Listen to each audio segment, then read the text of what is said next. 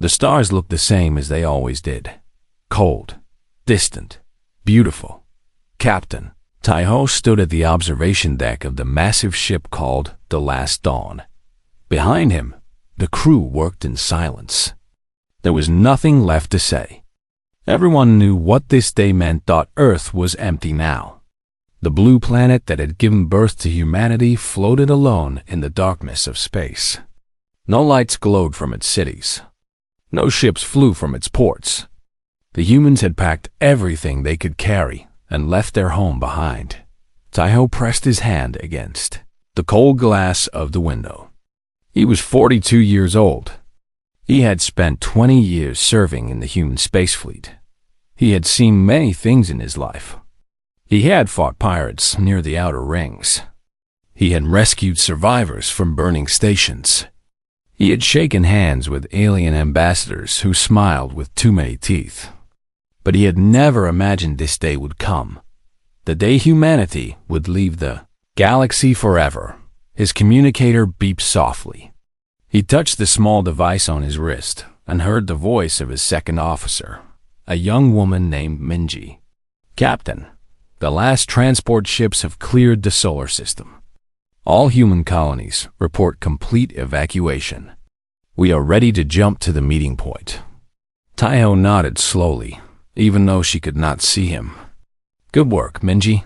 Tell the fleet to hold position. I want to take one last look. Yes, Captain.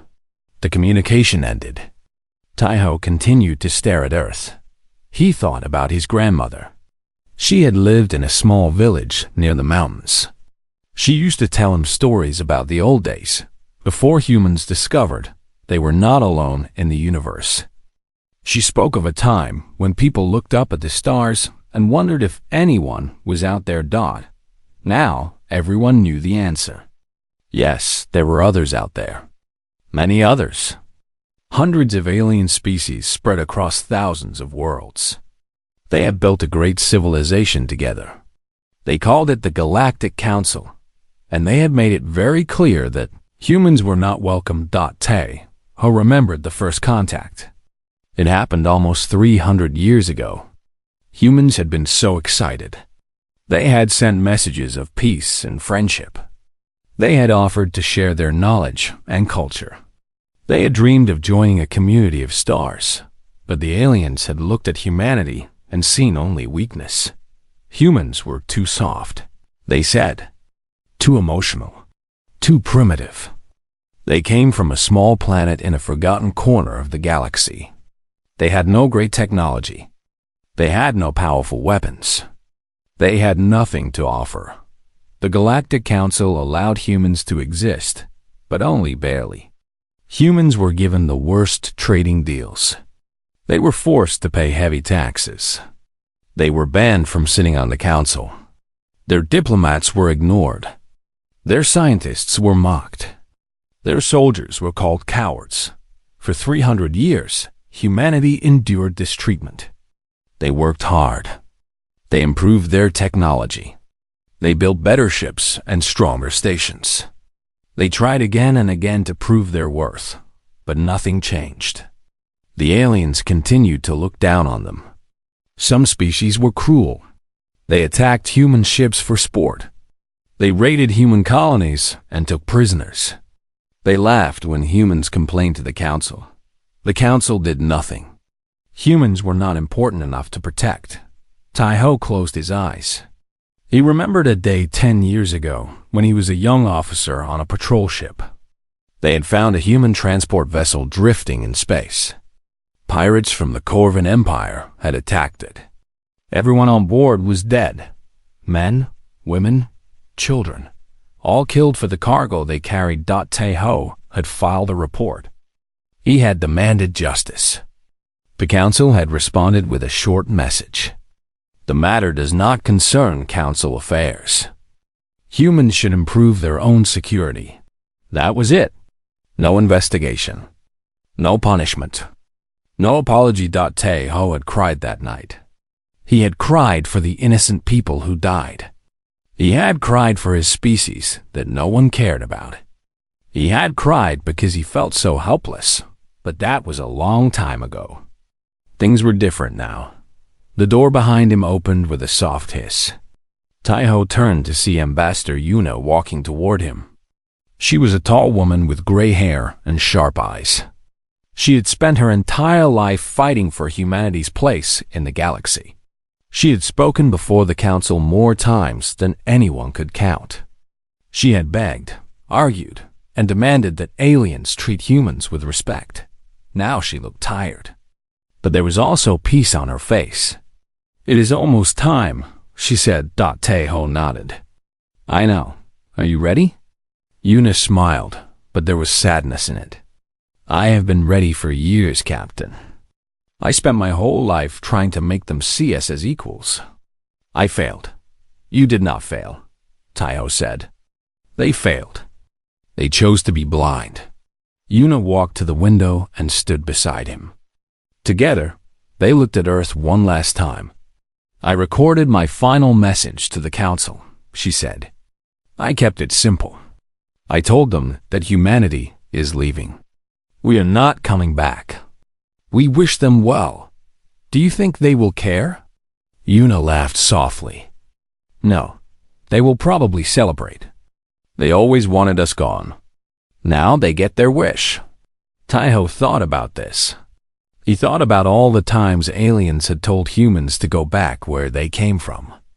He thought about the protests when humans tried to open new trade routes. He thought about the speeches where council leaders called humanity a burden on galactic resources. "Let them celebrate," Taiho said. "They do not know what they are losing." Yuna looked at him with curiosity. "What do you mean?" Taiho was quiet for a moment. Then he spoke slowly, choosing his words carefully. "For 300 years, humanity has done more for this galaxy than anyone knows. We never told them. We never asked for credit. We just did what needed to be done." Yuna frowned. "I know we contributed. Our doctors helped cure the Velian plague. Our engineers built the Nexus station. Our soldiers fought in the Shadow War. That is what they know about," Taiho said. "There is much more they do not know." He turned away from the window and looked directly at Yuna. His eyes were serious. "Do you know about the Void Swarm?" Yuna shook her head slowly. "I have heard rumors. Old stories about creatures from the dark space between galaxies. But I thought they were just legends." "They are real," Taiho said. "They came to this galaxy 400 years ago, before humans joined the council. They are like nothing else in the universe. They do not think like other beings. They do not want resources or territory. They only want to destroy. They eat worlds. They consume stars. They leave nothing behind but emptiness." Yuna's face went pale. "If they are real, why have I never seen them?" "Because humanity stopped them," Taiho said. 300 years ago, when we first arrived in the galaxy, we discovered them hiding in the outer darkness. They were preparing to attack. The council did not know. The council did not care about the outer darkness. Only humans patrolled those empty spaces. What did we do?" Yuna whispered. "We built a wall," Taiho said. "Not a physical wall. A wall of ships and weapons and technology. We stationed our best people at the edge of known space. We fought the Void Swarm in silence. We lost thousands of soldiers. We spent resources we could not afford. We sacrificed everything to keep the galaxy safe." Yuna stared at him in shock. "Why did we never tell anyone?" Taiho smiled bitterly. "We tried. In the beginning, we tried to warn the council. They laughed at us. They said we were making up stories to seem important.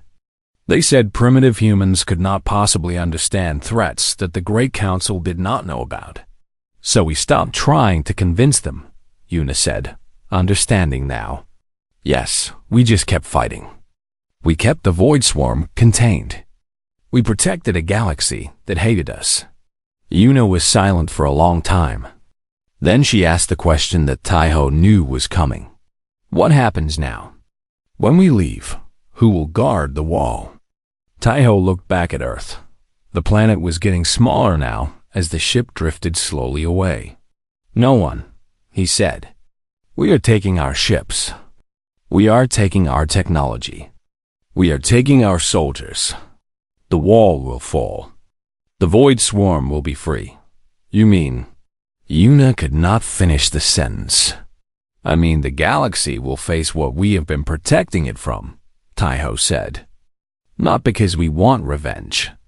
Not because we are angry. Simply because we are leaving, and there is no one else who can do what we did." Yuna leaned against the window. Her hands were shaking. "They will die," she said. "Millions of them, billions. They do not even know the danger. They had 300 years to treat us with respect," Taiho said. "They chose not to. We owe them nothing." The ship's alarms beeped softly. Minji's voice came through the speakers. "Captain, the fleet is assembled. All 12,000 ships are ready to jump. We are waiting for your order." Taiho took a deep breath. He looked at Yuna. She nodded slowly. "Send the final message," Taiho said. "Then take us out of here." Yuna touched her communicator. Her voice was steady and calm as she spoke her last words to the Galactic Council. "This is Ambassador Yuna of the Human Federation. We are leaving this galaxy. We do not ask for anything. We do not demand anything. We simply wish to be left alone, as you have always wanted. You will not hear from us again. We leave you to yourselves. Goodbye." The message ended. Across the galaxy, every council world received it. Some leaders were confused. Some were happy. Some did not even bother to read it. None of them understood what it meant. On the last dawn, Captain Taiho gave the order. "All ships, jump to coordinate 079. Maximum speed." The stars stretched into long lines of light. The engines roared with power. One by one, 12,000 human ships vanished from known space. Behind T6 months passed since the humans left. The galaxy continued as it always had. Ships flew between worlds. Merchants sold their goods. Politicians made speeches. Life went on. On the council homeworld of Nexera Prime, High Chancellor Vorik sat in his golden chair and smiled. He was a tall creature with blue skin and 4 arms. His species, the Talaxan, had ruled the council for 800 years. They were proud and powerful. They believed they were the greatest beings in the universe. Voriks had never liked humans. They were small and weak. They talked too much about feelings and fairness. They did not understand how the galaxy worked. The strong ruled. The weak served. That was the natural order. When the humans announced they were leaving, Voriks had laughed. He called it the best news he had heard in a century. He ordered celebrations across all council worlds. He gave speeches about how the galaxy was finally free of the human burden. Now, 6 months later, Voriks was still happy. Trade was good. The economy was strong. Without humans complaining about unfair treatment, council meetings were much shorter. "This is the golden age," Voriks told his advisors. "We should have driven the humans out years ago." His advisors nodded and agreed. They always agreed with Voriks. It was safer that way. But not everyone on Nexera Prime was happy. In a small office in the lower levels of the government building, a young researcher named Keela sat at her computer. She was from a minor species called the Finari. They were small beings with large eyes and quick minds. They were not important enough to hold high positions, but they were useful for doing the boring work that important people did not want to do. Keela had been given a simple task: review old reports from the outer territories and archive them. It was tedious work. Most of the reports were about mining operations and patrol routes. Nothing interesting. But then Keela found something strange. She found references to a human military operation called Project Guardian. The reports were old, almost 300 years old. They talked about human ships stationed at the edge of known space. They mentioned something called the containment line. Killa was curious. She searched for more information, but every file she tried to access was locked. The security clearance was higher than anything she had ever seen. Why would the Council lock old human military files? The humans were gone. Their secrets did not matter anymore. Killa decided to dig deeper. She used tricks she had learned from her time as a student. She found back doors and hidden paths through the system. Finally, she found a file that was not completely locked.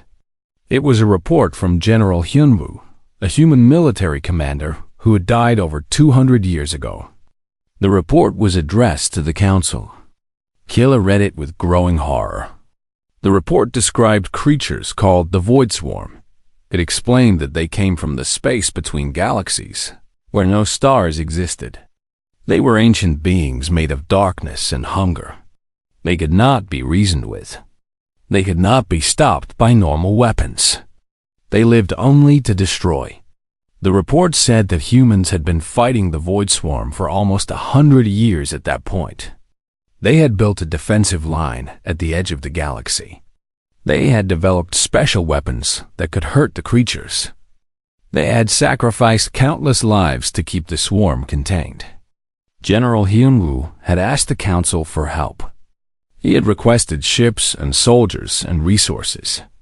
He had warned that humans could not hold the line forever. The Council's response was attached to the report. It was short. The Council does not recognize the existence of any threat called the Void Swarm. Human military operations in the outer territories are not Council concerns. Request denied. Killa's hands were shaking as she read the words. She kept searching. She found more reports. Decades of reports. All from human commanders. All warning about the Void Swarm. All ignored by the Council. The last report was dated just 1 year before the humans left. It was from a commander named Captain Sunho. His words were tired and bitter. We have held the line for 3 centuries.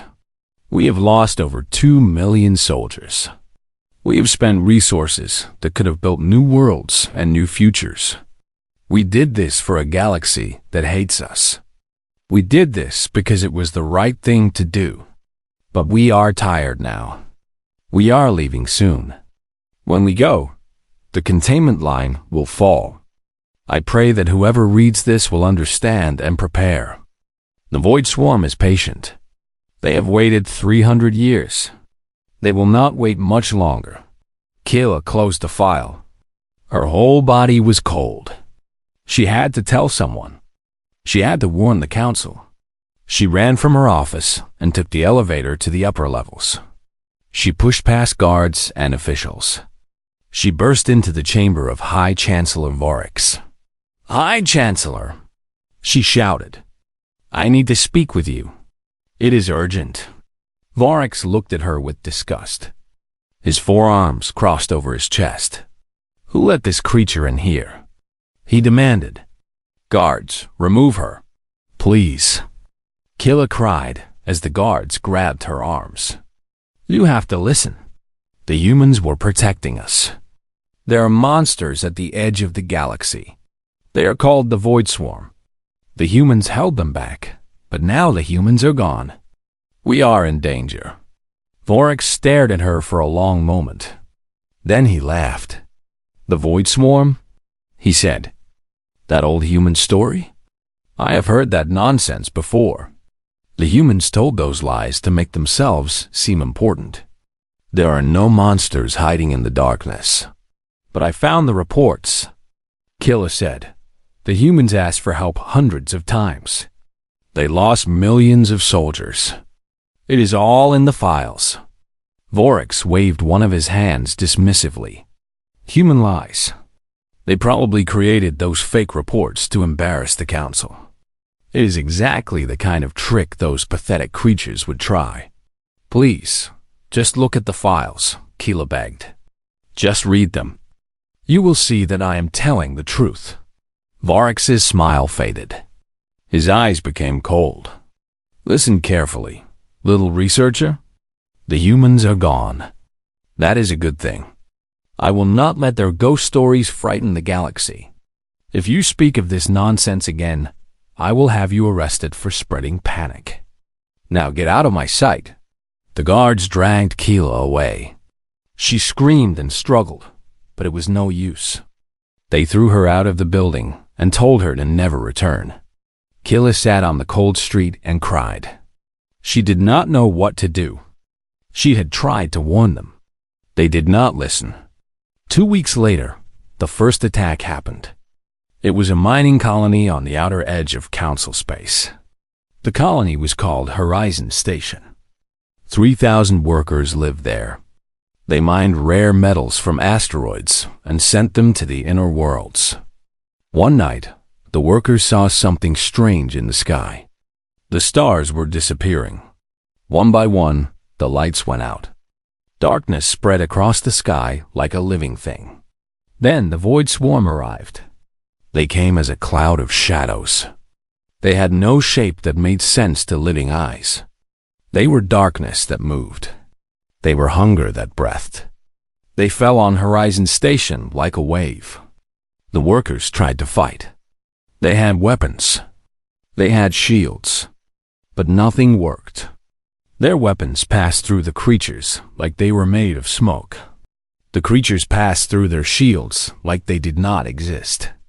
The void swarm did not kill quickly. They consumed. They ate the light from the station. They ate the heat from the air. They ate the life from the bodies of the workers. They left nothing behind but empty shells and frozen silence. The attack lasted less than an hour. When it was over, Horizon Station was dead. 3,000 people were gone. A patrol ship found the station 2 days later. The captain was a veteran named Drellick. He had served in the Council fleet for 40 years.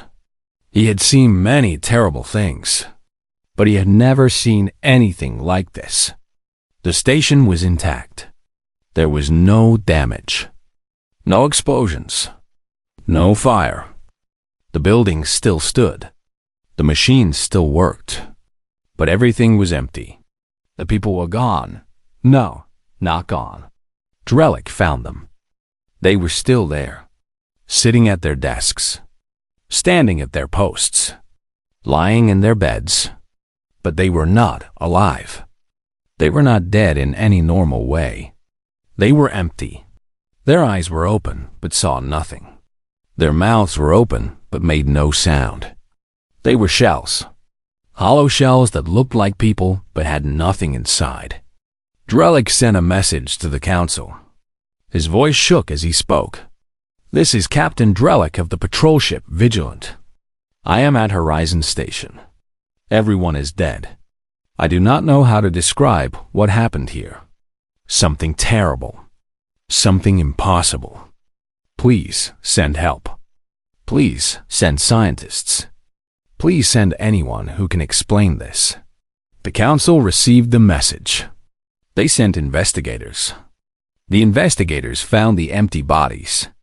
They took samples and readings. They could not explain what had killed these people. Then another attack happened.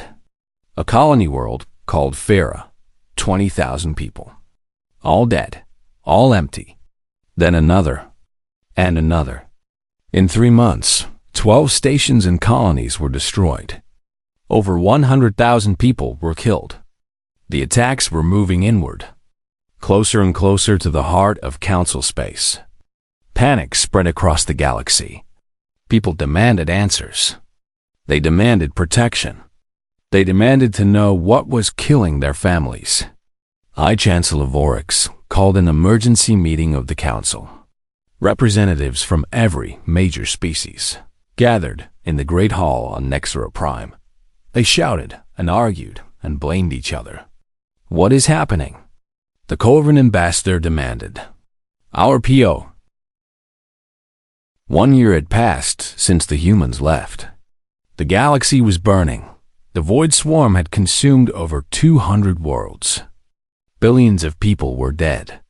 The great fleets of the Council had tried to fight back. They had failed. Their weapons were useless.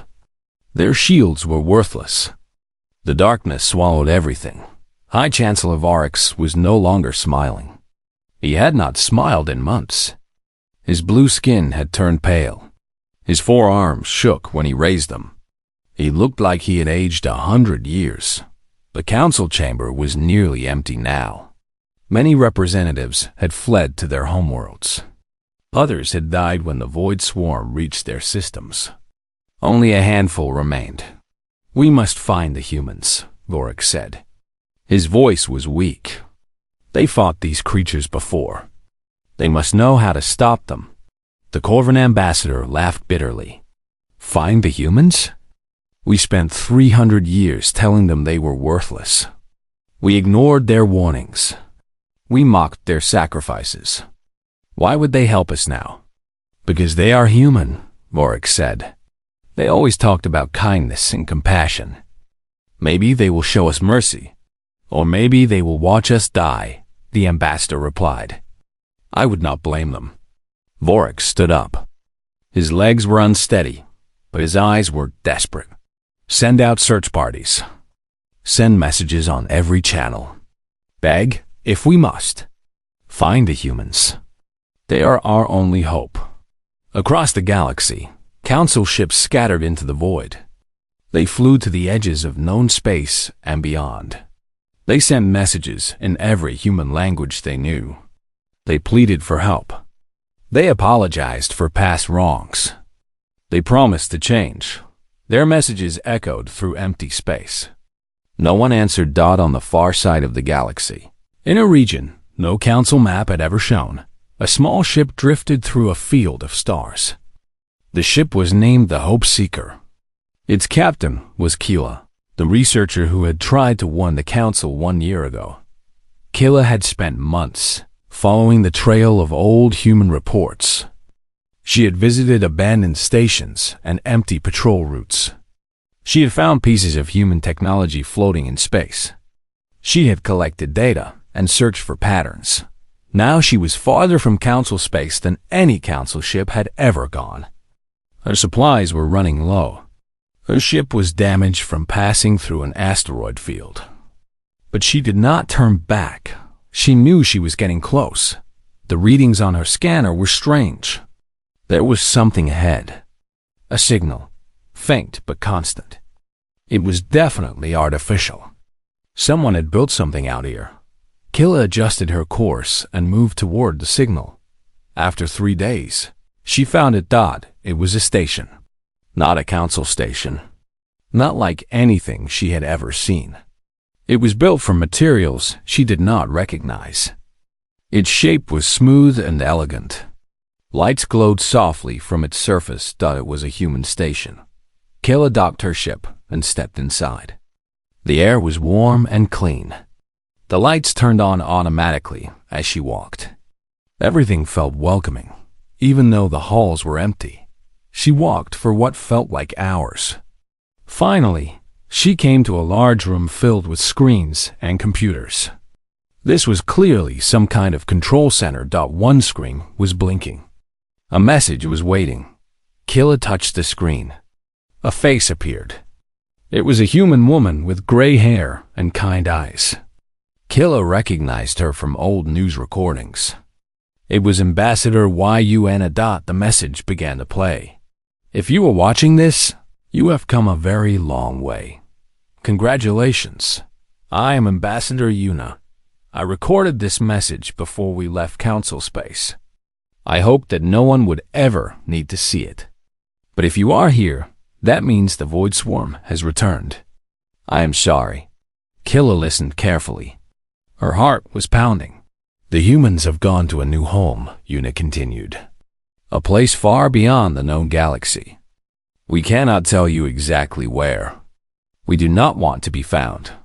We have suffered enough. We want peace." Tears formed in Keela's eyes. This was not what she wanted to hear. "But we are not cruel," Yuna said. "We know that the galaxy will need help. We have left instructions at this station. Everything you need to know about the Void Swarm is here. Their weaknesses, their patterns, the weapons we developed to fight them. You can use this knowledge to defend yourselves. Hope sparked in Keela's chest. Maybe there was a chance after all. There is one more thing, Yuna said. Her voice became softer. We have set up a communication relay at this station. If you send a message through this relay, it will reach us. We will hear your words. But I must be honest with you. We may not respond. We have no obligation to help those who hurt us. Whatever you choose to say, choose carefully. It may be your only chance. The message ended. The screen went dark. Keela stood in silence. She had found what she was looking for. She had found a way to contact the humans. She had found information that could save the galaxy. But would it be enough? Would the humans respond? Keela sat down at the communication station. She needed to think about what to say. Meanwhile, far from the station, in the space between galaxies, the human fleet rested in their new home. They had found a perfect place. A cluster of young stars with beautiful planets. They had named it New Dawn. In just 1 year, they had built new cities and new lives. Children played in parks. Scientists worked in laboratories.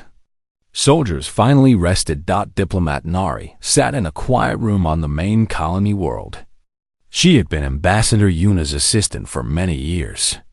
Now, she was in charge of monitoring the communication relay they had left behind. For months, there had been nothing but silence. Then the council messages started coming. Dozens of them. Hundreds. Aliens begging for help.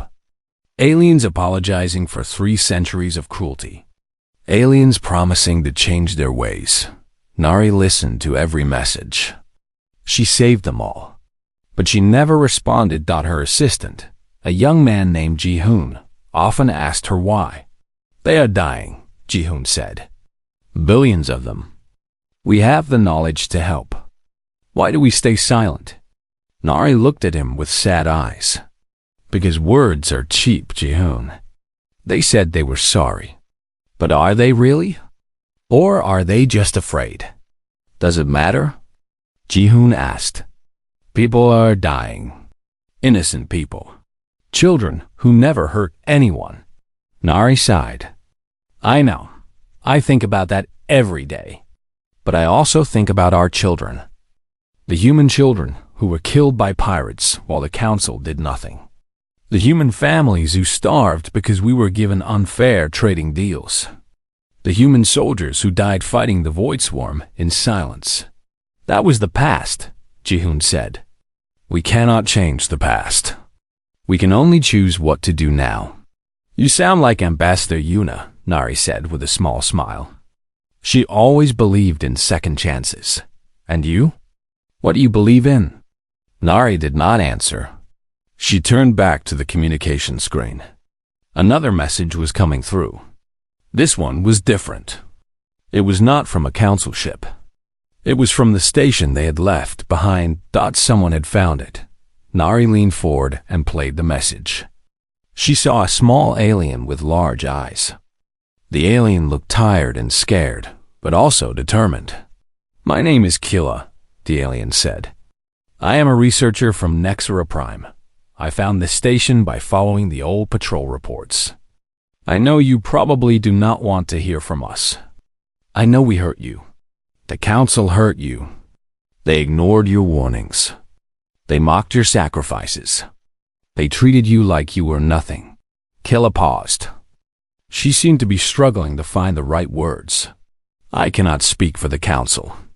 I cannot apologize for what they did. I am nobody. Just a small researcher that no one listens to. But I want you to know that some of us understood. Some of us knew that you were special. We just could not make the others see. Nari watched in silence. Her expression did not change. The Void Swarm is destroying everything, Keela continued. Billions are dead. More will die. I found the information you left here. the weapons, the strategies. I will take this back to the council. Maybe it will help.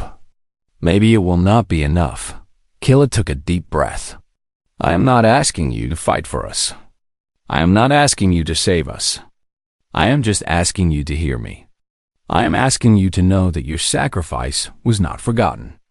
That someone remembered. That someone was grateful. Tears were running down Killa's face now. Whatever happens, whatever you decide, thank you. Thank you for protecting us all those years. Thank you for being better than we deserved. I hope you find peace in your new home. I hope your children grow up in a galaxy that treats them with kindness. Goodbye. The message ended. Nari sat still for a long moment. Her hands were trembling. Ji-hoon stood behind her. He had watched the whole message. His eyes were wet. She is different, he said softly. She is not like the others. Nari nodded. Yes, she is different. Will you respond to her? Nari thought for a long time. Finally, she stood up. I need to speak with the Council of Elders, she said. This decision is too important for me to make alone. She walked out of the room, leaving Ji-hoon staring at the blank screen. Across the impossible distance of space, Killa waited at the human station. She had sent her message. Now there was nothing to do but hope. She used the time to copy all the information from the station's computers. The weapons designs, the battle strategies, the weaknesses of the Void Swarm, everything the humans had learned in 300 years of fighting. It was a treasure. It was a lifeline. It might be enough to save what remained of the galaxy, but Killa knew that information alone would not be enough. The Council had ships, but their captains did not know how to fight creatures of darkness. They had weapons, but no one knew how to use them against. 5 years had passed since the humans left. The war was ending. The Void Swarm had been pushed back. Not destroyed, that was impossible, but contained once more. A new defensive line had been built at the edge of known space. Council ships patrolled the darkness. Council soldiers stood ready to fight. The cost had been terrible. Over 300 billion lives lost. Thousands of worlds destroyed. The great empires that had ruled the galaxy were shadows of what they once were, but the galaxy had survived. Against all odds, against all logic, it had survived. On Nexra Prime, a ceremony was being held. The largest gathering since the war began. Representatives from every surviving species had come. They gathered in the great plaza below the council building. Looking up at a massive screen. High Chancellor Varix stood at a podium. He was old now, older than any Talaxan should be. The war had taken everything from him. His power, his pride, his certainty. But in their place, he had found something new. Something that felt like wisdom. We are gathered here to remember, Varix said. His voice carried across the silent crowd. To remember those who died. To remember those who fought. And to remember those who saved us. He paused. The crowd waited. 5 years ago, humanity left this galaxy. We had driven them away with our cruelty and our arrogance. We told them they were worthless. We told them they had nothing to offer. We were wrong. Images appeared on the screen behind him. Images of human soldiers fighting the Void Swarm. Images of human doctors curing alien plagues. Images of human engineers building the stations and systems that kept the galaxy running. For 300 years, humans protected us in silence. They fought battles we never knew about. They died deaths we never honored. They gave everything and asked for nothing in return. Varix's voice cracked. It took a moment to steady himself. When they left, they could have abandoned us completely. They had every right to. But they did not. They left us knowledge. They sent us teachers. They guided us through the darkest time in galactic history. The crowd was silent. Many were crying. Today, I want to say the words that should have been said 300 years ago. Thank you. Thank you, humanity, for everything. The crowd erupted in applause. The sound echoed across the city, across the planet, across the stars dot far away. In the space between galaxies, the humans were watching. Elder Hannah sat in her chair on the colony world of New Dawn. She was very old now. Her hair was white as snow. Her hands trembled when she moved. But her eyes were still sharp. Her mind was still clear. She watched the ceremony on her screen. She heard Vorax's words. She saw the aliens crying and clapping. "They have changed," Ji-hoon said. He was standing beside her, as he always did. He was not young anymore either. Gray streaked his hair. Lines marked his face. "Some of them have," Hannah agreed. "Some of them? Will you speak to them? They are asking for a message from you. From all of us." Hannah was quiet for a long time. She watched the ceremony continue. She watched Keela step up to the podium and give a speech about hope and second chances. She watched Commander Seojin, now General Seojin, stand proudly in his uniform. "Yes," Hannah finally said. "I will speak to them. One last time." The technicians prepared the connection. The ancient communication channels that linked the human colony to the old galaxy came alive. On Nexera Prime, the ceremony stopped. The screen flickered. A new image appeared. Elder Hannah's face looked down on billions of watching eyes. "People of the galaxy," Hannah said. Her voice was soft but clear. "I am Elder Hannah of the Human Council. I speak for humanity today." The crowd fell silent. Every planet, every station, every ship in the galaxy tuned in to listen. 5 years ago, we left our home. Not because we wanted to, because we had no choice. We had endured 300 years of hatred, 300 years of cruelty, 300 years of being told that we were nothing. Hannah's eyes seemed to look at each person individually. We did not leave in anger. We left in sorrow. We loved this galaxy. We loved the stars and the planets and the endless possibilities of space. We loved working beside other species, even when they did not love us back. She paused. The silence was absolute. When the void swarm returned, we faced a choice. Let the galaxy fall or help those who had hurt us. Some of us wanted revenge. Some of us wanted to watch the great empires burn. That would have been justice, in a way. Vorax bowed his head in shame. But justice is not the same as goodness. Revenge is not the same as peace. We chose to help. Not because you deserved it. Not because you had earned it. We helped because that is who humans are. Hannah smiled. It was a gentle smile, full of love and pain. You asked me to send a message. So here is my message. You have learned many things in these 5 years. You have learned that the small and the weak can be the strongest. You have learned that kindness matters more than power. You have learned that no species stands alone. She leaned forward slightly. Do not forget these lessons. When the crisis passes, when the fear fades, when life returns to normal, remember. Remember the darkness that almost consumed you. Remember the hands that reached out to save you. Remember what it cost. The screen showed images of human graves scattered across the galaxy.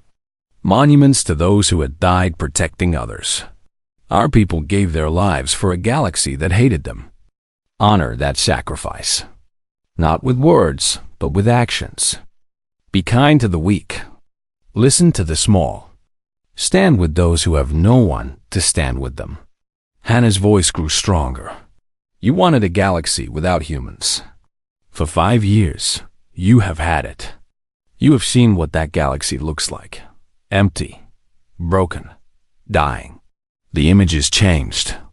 Burning worlds, drifting corpses, silent stations. Now you know the truth. We were never your burden. We were your shield. We were your hope. We were the quiet voice that whispered in the darkness, saying, "Do not give up. Tomorrow can be better." Hannah sat back in her chair. I do not know if we will ever return to the galaxy we left behind. That decision belongs to future generations, not to an old woman like me. But I want you to know this. We have not forgotten you. We still watch. We still care. Even now, across the impossible distance, we feel connected to the stars of our birth. Tears were flowing freely among the crowd on Nexera Prime. Even Vorax was weeping. My final words are not for the leaders or the politicians. My final words are for the ordinary people, the workers and the farmers and the children. You are the true heart of any civilization. You are the ones who matter. Hannah's voice became soft, like a grandmother speaking to her grandchildren. Be brave. Be kind. Take care of each other. The universe is vast and dark and full of dangers. But it is also beautiful beyond words. It is full of wonders waiting to be discovered. Full of friends waiting to be found. She smiled one last time. From all of humanity to all of the galaxy, goodbye. May your future be brighter than your past. May your children grow up in peace. And may you always remember that somewhere, among the stars, there are people who love you. The transmission ended. The screen went dark. On Nexera Prime, no one moved. No one spoke. They stood in the plaza, looking up at the empty screen, feeling the weight of everything that had happened. Then, slowly, a sound began to rise. It started as a whisper, then grew into a roar. It was the sound of billions of voices saying the same word, "Thank you." The sound echoed across space. It traveled through the communication arrays and the relay stations and the ancient channels. It reached the human colony of New Dawn. Hannah heard it. She heard the galaxy saying thank you. She closed her eyes and smiled. In her garden on New Dawn, Captain Taiho sat beneath a tree and watched the sunset. He was retired now. His fighting days were over. But he still wore his uniform pin, a small symbol of the human space fleet. Ambassador Yuna walked up and sat beside him. She was using a cane now. Her hair was pure white, but her eyes still sparkled with the fire that had made her such a great diplomat. "Did you watch the ceremony?" she asked. Taiho nodded. "I watched. What did you think?" Taiho thought for a long time before answering. "I think people can change. Not all of them. Not always. But sometimes, when the darkness comes, they find light inside themselves. Light they never knew they had." Yuna nodded. Elder Hannah gave a beautiful speech. She did. They sat in comfortable silence, watching the sun sink below the horizon. The sky turned orange, then purple, then deep blue. "Do you think we did the right thing?" Yuna asked. "Leaving, I mean. And then helping anyway." Taiho considered the question. "I think we did what was human. We tried to live according to our values, even when it was hard. Even when it hurt. That is all anyone can do. And the future? What do you think will happen?" Taiho smiled. "The future is for the young. For Jihoon and Nari and all the children being born on New Dawn. They will decide whether to return to the old galaxy. They will decide whether to build bridges or burn them. And what do you hope they will decide?" Taiho looked up at the first stars appearing in the darkening sky. "I hope they will be brave enough to forgive and wise enough to remember. I hope they will carry the best parts of humanity forward and leave the worst parts behind. I hope they will make us proud." Yuna reached out and took his hand. They sat together as the night settled around them. Far across the universe, on Nexera Prime, the ceremony was ending. The crowds were dispersing. People were returning to their homes and their lives. Enemies that move like shadows. They needed teachers. They needed the humans. Days passed. No response came. Kella began to lose hope. 2 years had passed since the humans left. The galaxy was falling apart. The Void Swarm was not the only problem anymore. When the humans departed, they took more than their ships and soldiers. They took their knowledge, their skills, their quiet, endless work that had kept the galaxy running. Commander Saijun had been a young officer in the human space fleet. He had stayed behind when the others left. He was one of a handful of humans who chose to remain in Council space. They were teachers now, following the instructions of Elder Hana and the Human Council. Seojun stood on the deck of the medical station called Mercy Point. Around him, alien doctors worked frantically. The station was crowded with sick and dying patients. There were not enough beds, not enough medicine, not enough hope. What is happening? Seijun asked the station's chief doctor, a tall Velian named Thera. Thera's face was gray with exhaustion. It is the Kellian plague. It returned 3 months ago. We thought it was gone. We thought the cure would last forever. Seojun felt a chill run down his spine. He remembered the Kellian plague. It had nearly destroyed the Velian species 200 years ago. Human doctors had developed a cure. Human scientists had created the medicine that saved billions of lives. The cure should have worked, Seojun said. We gave you the formula. We showed you how to make it. Thera shook her head. The plague changed. It evolved. It became resistant to the old medicine. We need a new cure. But our scientists cannot figure it out. They are trying, but they are failing. What about the human doctors who worked on the original cure? Seojun asked. Their research notes, their methods, they should be in your archives. Thera looked at the floor. Her voice was small. We did not keep them. What? The council decided that human medical research was primitive. They said we did not need it. They deleted the files to make room for more important data. Seojun stared at her. He could not believe what he was hearing. You deleted our research. The research that saved your species? Thera did not answer. She did not need to. The shame on her face said everything. Seojun walked away. He could not stay in that room any longer. If he did, he might say something he would regret. He went to the observation deck and looked out at the stars. So many stars. So many worlds. All of them struggling. All of them dying. All of them died. It was not just a plague. It was everything. The Great Nexus Station, the largest trading hub in the galaxy, had suffered a catastrophic failure 6 months ago. The station's power core had overheated and exploded. 40,000 people had died. The station had been designed by human engineers. When the humans left, no one knew how to maintain it properly. Small problems became big problems. Big problems became disasters. The food distribution network had collapsed too. Human logistics experts had designed the system that moved food from farming worlds to hungry populations. Without them, shipments went to the wrong places. Crops rotted in warehouses while people starved on distant planets. The communication array that connected the galaxy had started failing. Human technicians had kept it running for centuries. Now, whole sectors went dark. Ships could not contact their home ports. Families could not reach their loved ones. The galaxy was becoming disconnected. And the worst part was that no one had ever said thank you.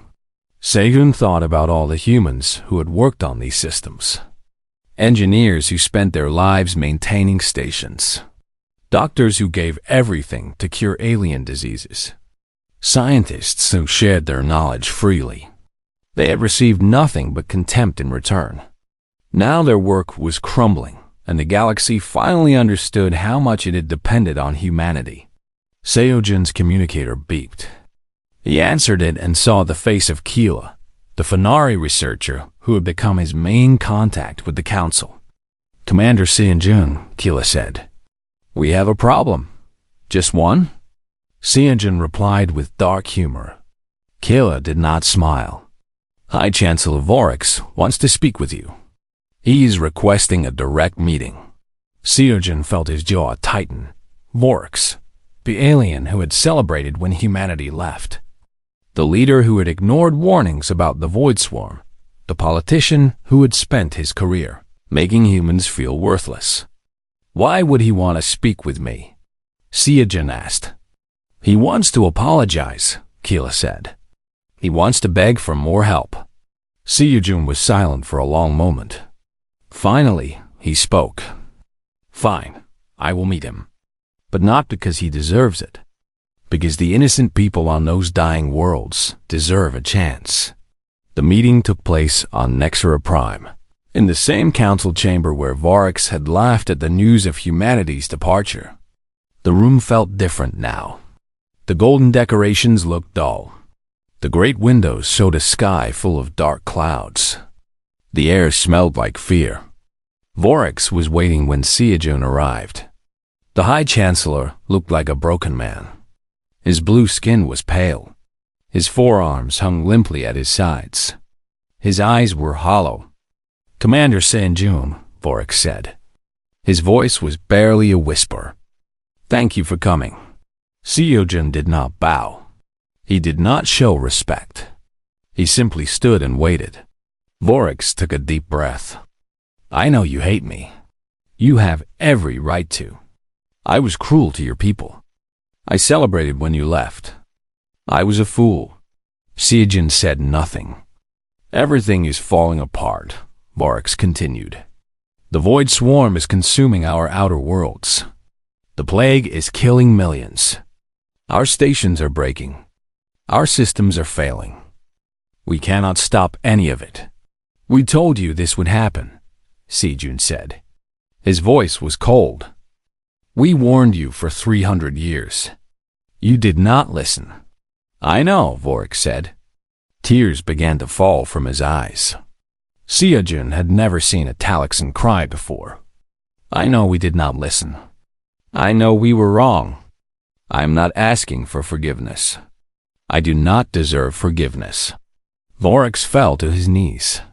All four of his arms pressed against the floor in the deepest gesture of respect his species knew. I am asking for mercy, Vorax said. Not for myself. For my people. For the children who are starving. For the sick who are dying. For everyone who will perish if you do not help us. Seojin looked down at the most powerful being in the galaxy, kneeling before him like a beggar. He should have felt satisfaction. He should have felt vindicated. Instead, he only felt tired. Get up, Seojin said. Vorax looked up with surprise.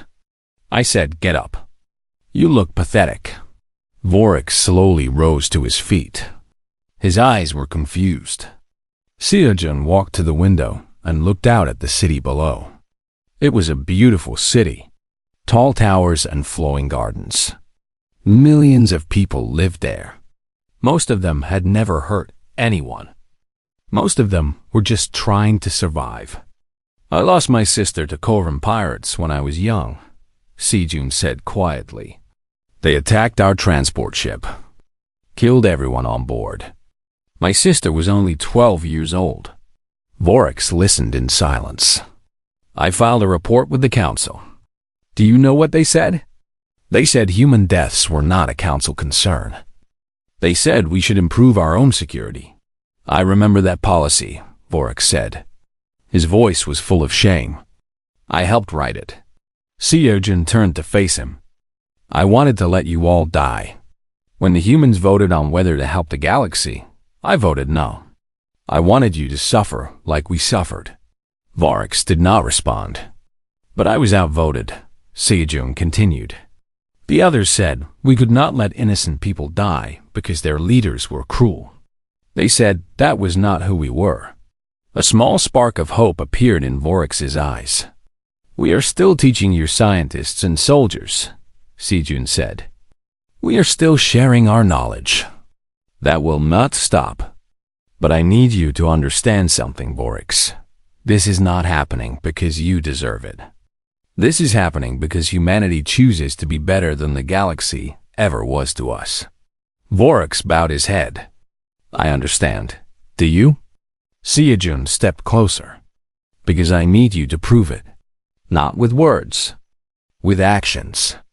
When this war is over, if there is still a galaxy left, things must change. No more treating weaker species like garbage. No more ignoring cries for help. No more celebrating when good people leave. I swear it, Vorax said. I swear on everything I have. We will be watching, Seojun said. Remember that. He turned and walked toward the door. Before he left, he paused. One more thing. There is a researcher named Keela. She tried to warn you about the Void Swarm. You threw her out. Vorax nodded miserably. I remember.